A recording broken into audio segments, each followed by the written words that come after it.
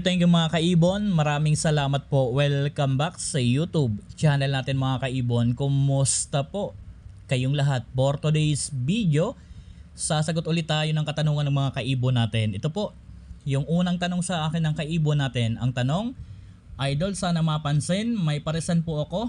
Naka 5 times ng clutch, kaso yung last clutch, hindi na per tail. Ilang clutch po dapat ipahinga? At ilang months po galing sa pahinga bago isa lang ulit?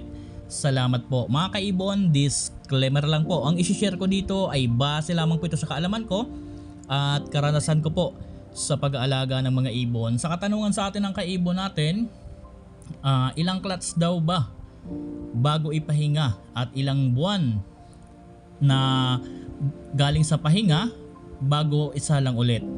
Mga kaibon, sa akin, 3 clutch po ang ginagawa ko.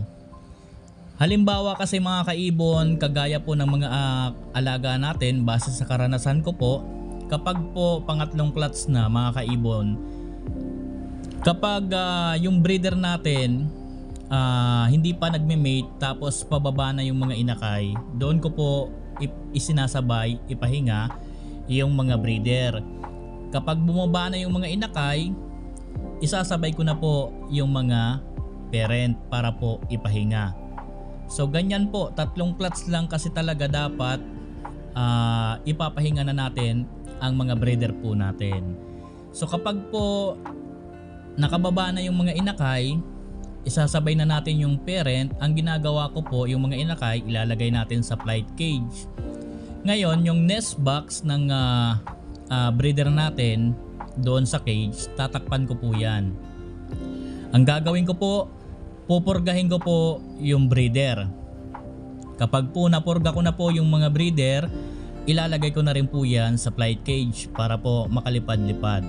So minsan mga kaibon, inaabot ng 2 or 3 linggo na pahinga bago ko po ulit i-breed yung mga alaga natin. Kapag kasi 2 linggo mga kaibon, hinuhuli ko po yung breeder na ipinapahinga natin. Dahil napurga na natin yan, hinuhuli ko po yan kapag 2 linggo. Kinakapak ko po yung katawan kung nanumbalik na. Kapag okay na po ang katawan, so maganda na uli, healthy na uli, minsan kasi mapapansin mo naman yan na talagang parang gusto na uli mag-breed. So kapag 2 linggo mahigit na parang napapansin natin na gusto na uli mag-breed ng alaga natin, ibabalik na po natin yan doon sa breeding cage. Hindi ko na po pinapaabot ng 1 buwan yung pagpapahinga mga kaibon. Pero kung ang breeder natin mga kaibon payat, wala sa kondisyon na yung katawan, inaabot na ng 2 linggo, siguro ko aabutin pa sa akin ng 1 buwan bago ko po i-breed uli mga kaibon. Kapag kasi mga kaibon, nilagay natin sila sa flight cage, yung mga alaga natin, kapag po pinapahinga natin sila, dapat hinuhuli natin yan at kinakapa kung okay na uli ang katawan. Kapag inabot ng 2 linggo na hindi pa rin maganda yung katawan, ibabalik ko na po yan sa breeding cage. Tatakpan ko lang po ang nest box. Doon ko na po sila ikukondisyon para wala po silang kaagaw sa pagkain. So ganyan po ang ginagawa natin mga kaibon. Kapag nilagay na natin sila sa breeding cage nila, tapos umukay na yung katawan, bubuksan na po natin yung nest box nila. So ganyan lang po ang ginagawa ko mga kaibon. Kapag maganda ang katawan, hindi na inaabot ng 1 buwan.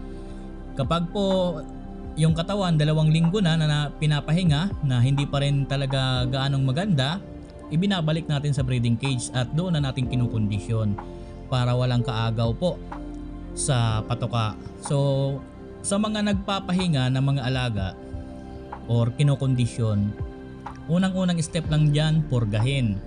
Kapag po napurga, magbigay ng vitamins araw-araw. Sa patoka naman, sa pagbigay, ako African mix lang po ang binibigay ko, pero hinahaluan ko po yung African mix ng additional canary na plain and then additional po na sunflower seeds. Yan dalawa kasing yan mataas ang protein. Kapag mataas po ang protein, mabilis pong tumaba yung mga alaga natin. And then, palagi po ako dyan nagbibigay halos araw-araw ng gulay. Ang binibigay kong gulay po dyan, kangkong. Araw-araw ko po yung binibigyan ng gulay para po yung katawan mabilis pong makarecover, maging healthy at bumilog yung katawan.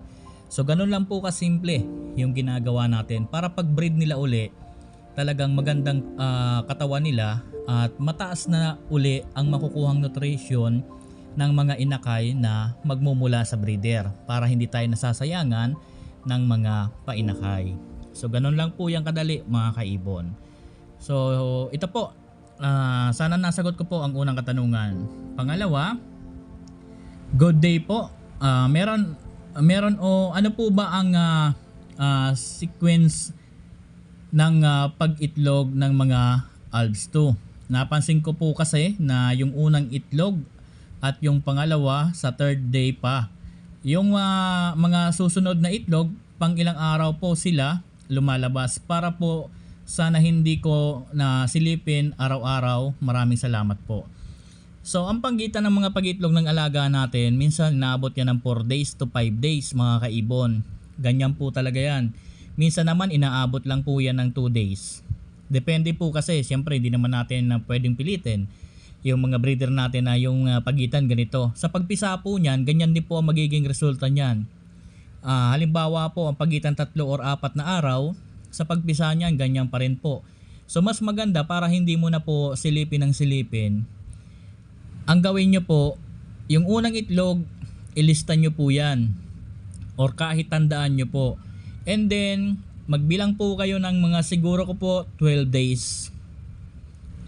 Diyan sa 12 days nang yan, siguro nakapangitlog na yan or naglilimlim na yan. Kaya po mas maganda para hindi rin mabulabog yung mga alaga natin. Huwag nyo na pong silipin ng silipin. Ang importante na tandaan nyo po yung pinakaunang itlog para alam nyo po kung kailan mapipisa. Ganon lang po yung kasimple. Kinakailangan alam natin kung kailan na mapipisa para alam natin kung kailan tayo sisilip. So yun po ang dapat lang nating gawin. Basta po ang pagitan sa pag-itlog, minsan meron 2 days, 2 days ang pagitan. Minsan meron naman 2 days. Tapos yung mga kasunod, inaabot minsan ng 3 days to 4 days. Depende kasi po sa breeder natin kung kailan niya ilalabas. So yan po. Ito po yung panghuling tanong sa atin mga kaibon. Ang Muabe Opa Hen, ang kapares Par Blue, Split Pale Fallow Cock. Ano ang posibleng maging inakay nila? Sana masagot nyo po. Salamat. So ang parisan, Muabe Opa Hen, Par Blue, Split Pale Fallow. So ano ba ito? Yung Par Blue mo walang dugong walang dugong opa. So ang meron dugong opa lang yung Muabe. So ang iaanak lang po nito, normal hen, possible split pale fallow. Tapos kapag cock split opa, possible split pale fallow. Pareho po yan, mapahen or cock, naka-split na po yan sa Par Blue. So yan lang po magiging ID ng inakay ng ganitong klase ng parisan. So yun mga kaibon, hanggang dito muna yung video natin. Sana po sa mga nagtanong nasagot ko ng maayos. Maraming salamat po. Happy birthday po sa ating lahat. God bless po sa ating lahat mga kaibon. Thank you po.